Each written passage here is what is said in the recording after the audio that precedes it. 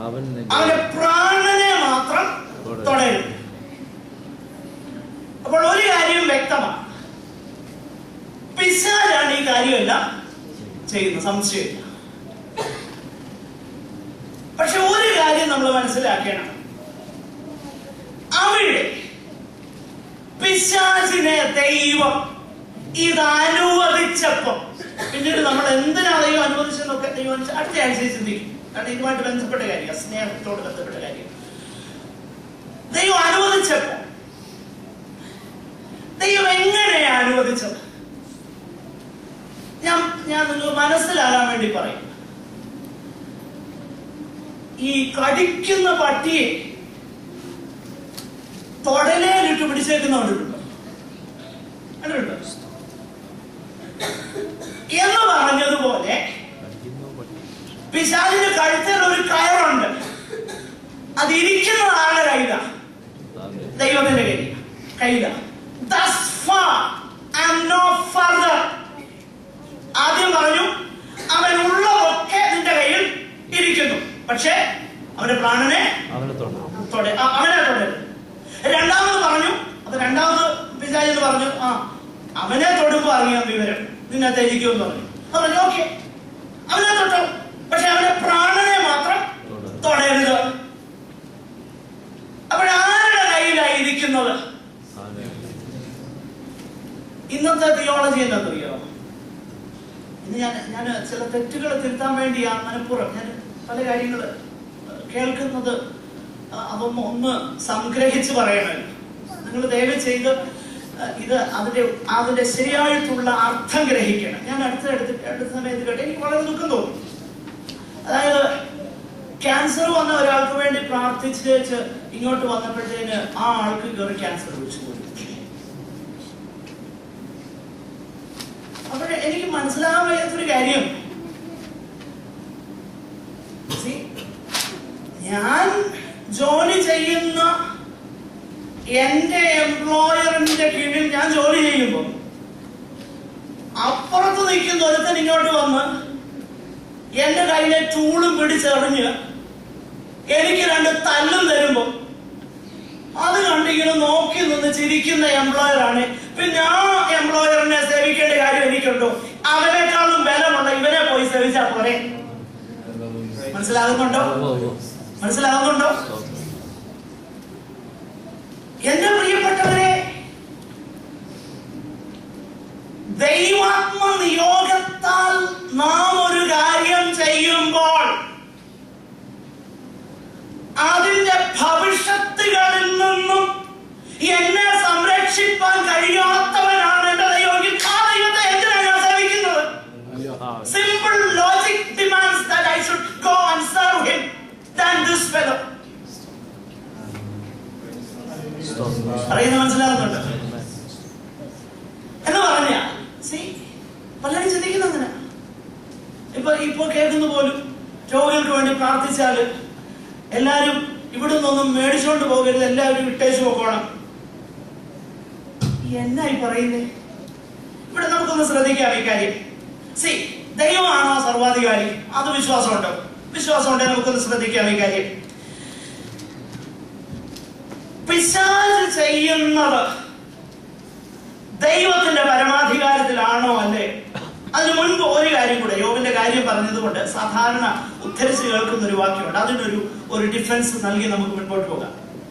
3:25 യോബ് പറയുന്ന ഒരു കാര്യമുണ്ട്, ഞാൻ ഭയപ്പെട്ടത് തന്നെ. അപ്പൊ പലരുടെ ഒരു കീ വേഴ്സ് ആണ്. യോബ് ഭക്തനും നിഷ്കളങ്കനും ഒക്കെ ഉണ്ടായിരുന്നു, പക്ഷെങ്കിൽ എപ്പോഴും പേടിയായിരുന്നു, ഇതൊക്കെ പോയാലോ. അങ്ങനെ അന്ന് യോബ് ഭക്തനല്ല. എന്തുകൊണ്ടാണെന്ന് ഞാൻ വിശദീകരിക്കുക ഇന്നല്ല, അടുത്ത ആഴ്ച. ഇത് പോയാലോ എന്ന് ചിന്തിച്ചുകൊണ്ടിരിക്കുന്നവരാണെങ്കിൽ ഭക്തനല്ല. കാരണം എന്താണ് ഞാൻ വ്യക്തമാക്കാം.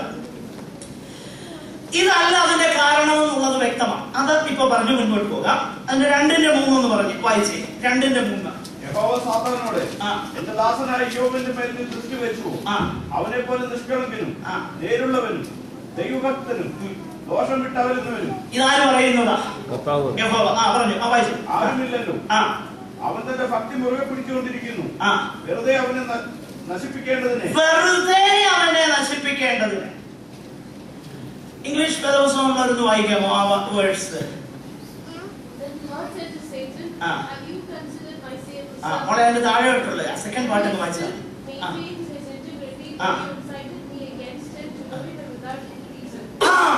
You have incited me against him without any reason. ദൈവമാ പറയുന്നത് എന്താ? നീ അവൻ അതിനെ എന്നെ ഇൻസൈറ്റ് ചെയ്തു. അത് ഒരു കാരണവുമില്ല. അവൻ ദൈവഭക്തനാണ്, നിഷ്കളങ്കനാണ്. ഞാൻ പറഞ്ഞു വരുന്നത് ദൈവം പറയുക അതിനൊരു കാരണവുമില്ല. പിന്നെന്താ കാരണം? നമ്മൾ അടുത്ത ആഴ്ചയിൽ അത് ചിന്തിക്കും. എന്നാൽ ഇപ്പൊ നമുക്ക് പെട്ടെന്ന് മുൻപോട്ട് പോകാം. പ്രിയമുള്ളവരെ, അപ്പോൾ ദൈവം പറയുന്നു അതിനൊരു കാരണവുമില്ല. പക്ഷെ ദൈവം പിന്നെ നമുക്ക് വേദപുസ്തകം വായിച്ചാൽ അറിയാം അതിന് ചില ഉദ്ദേശങ്ങളുണ്ട്. യോബിന്റെ ജീവിതത്തിൽ സംഭവിച്ചതിന് കാരണങ്ങളില്ല. അവന്റെ കുഴപ്പം കൊണ്ടല്ല വന്നെന്ന് ദൈവം പറയുന്നു. പക്ഷേ ദൈവത്തിന് അതിലൊരു ഉദ്ദേശമുണ്ട്. അത് നമുക്ക് ചിന്തിക്കാം. എന്നാൽ രണ്ടിന്റെ ഒന്നാമത്തെ അധ്യായത്തിൽ തന്നെ ഒന്നാമത്തെ അധ്യായം 21-ാമത്തെ വാക്യം വായിച്ചേ. നഗ്നനായ ഞാൻ എന്റെ അമ്മയുടെ ഗർഭത്തിൽ നിന്ന് പുറപ്പെട്ടു വന്നു. നഗ്നനായ തന്നെ മടങ്ങിപ്പോകും. യഹോവ തന്നു, യഹോവ എടുത്തു, യഹോവയുടെ നാമം വാഴ്ത്തപ്പെടുമാറാകട്ടെ. നോക്കുക പ്രിയമുള്ളവരെ, നമ്മൾ മനസ്സിലാക്കണം. ഒന്ന് നമ്മൾ കണ്ടു അവന്റെ പ്രാണനെ മാത്രം തൊടരുത്. അപ്പൊ ദൈവം ഭരണാധികാരിയായതുകൊണ്ട് നമ്മൾ കടന്നു പോകുന്ന സകലത്തിലും ദൈവം എന്ത് ചെയ്യുമെന്നറിയാമോ? Thus far and no further. നമുക്ക് സഹിപ്പാൻ കഴിയുന്നതിന് മീതെ അനുവദിക്കാതെ പരീക്ഷയോടുകൂടെ എന്ത് ചെയ്യും? പോക്കുവഴി ഉണ്ടാക്കും. Thus far, ഇത്രയും മതി. ദൈവം അതിരിട്ട് എത്രത്തോളം വേണമെന്ന് ദൈവത്തിന് അറിയാം. അത്രത്തോളം ദൈവം ചെയ്യും. അത് നമ്മൾ കണ്ടു. രണ്ട്, ഇവിടെ യോബ് പറയുക പിശാചാരയത് നമുക്കറിയാം. അതിന്റെ 13 മുതൽ വായിച്ചറിയാം. ഇവിടെ യോബ് എന്നാ പറയുന്നത്? യഹോവ തന്നു, യഹോവ എടുത്തു, എന്നിട്ട് യഹോവയുടെ നാമം വാഴ്ത്തപ്പെടുമാറാകട്ടെ. യോബ് പറയുക പിശാച് കൊണ്ടുപോയെന്നല്ല, മന്ത്രവാദി കൊണ്ടുപോയെന്നല്ല, കൈവശം കൊണ്ടുപോയെന്നല്ല, അങ്ങനെ ഒരു പരിപാടി ഇല്ല. അത് കൊണ്ടുപോയെന്നല്ല. പിന്നെന്താ പറയുന്നേ? യഹോവ തന്നു, യഹോവ എടുത്തു, അവന്റെ നാമം വാഴ്ത്തപ്പെടുമാറാകട്ടെ. അപ്പൊ പിശാച് ചെയ്തതാണെന്ന് വ്യക്തമായി മനസ്സിലാക്കുന്ന കാര്യത്തിൽ യോബ് പറയുന്നു നോ. ആ വിഷയത്തിന്റെ അപ്പുറം യോബ് കാണുക. അതിനെല്ലാം പുറകില് കഴുത്തെ തൊടല് കിടക്കുമ്പോ അതെ പിടിച്ചോണ്ടിരിക്കുന്നവനെ കണ്ടിട്ട് പറയാം യഹോവ തന്നു, യഹോവ എടുത്തു, അവന്റെ നാമം വാഴ്ത്തപ്പെടുമാറാകട്ടെ. God is supreme. ദൈവം പരമാധികാരി. God works. പിശാചല്ല പ്രവർത്തിക്കുന്നത്. പിശാചിനെ കൊണ്ടും ഒരർത്ഥത്തിൽ പറഞ്ഞാൽ പിശാചും ദൈവത്തിന്റെ ദാസനാണെന്ന് പറയേണ്ടി വരും. കാരണം നമ്മുടെ അപ്പച്ചൻ പറയാതെ അനങ്ങാനൊക്കെയാണ്. നമ്മുടെ പരമാധികാരിയാകുന്ന കർത്താവ് പറയാതെ ചെറുവിരൽ അനക്കാൻ അവരൊക്കെയാണ്. കാരണം കഴുത്തെ തൊടല് കിടക്കുക, അപ്പച്ചൻ പിടിച്ചേക്കുക. ഇത് മനസ്സിലാക്കണം. God works. യഹോവ തന്നു, പിശാച ചെയ്തെന്ന് വ്യക്തമായ ബോധ്യമുണ്ടെങ്കിലും യോബ് പറയുന്നില്ല. യഹോവ തന്നു, യഹോവ എടുത്തു, അവന്റെ നാമം വാഴ്ത്തപ്പെടുമാറാകട്ടെ. 2-ാമത്തെ അധ്യായത്തിലേക്ക് വന്നേ. 2-ാമത്തെ അധ്യായം അതിന്റെ 10-ാം വാക്യം ഒന്ന് വായിച്ചേ പെട്ടെന്ന്.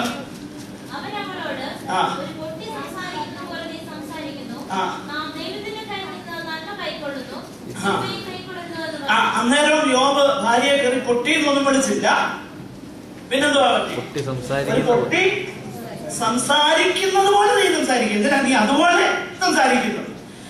എന്നിട്ട് പറയുക അവന്റെ കയ്യിൽ നിന്ന് നാം എന്ത് ചെയ്തു?